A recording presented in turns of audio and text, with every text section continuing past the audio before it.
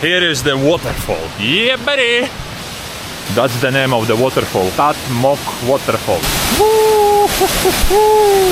Okay, let's go see how is the water.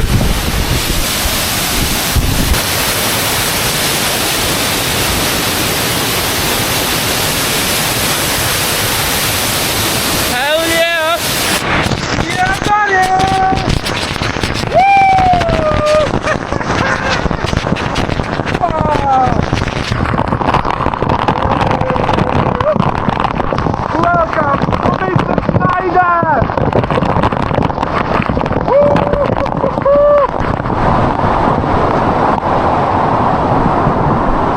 Yes, that was so good.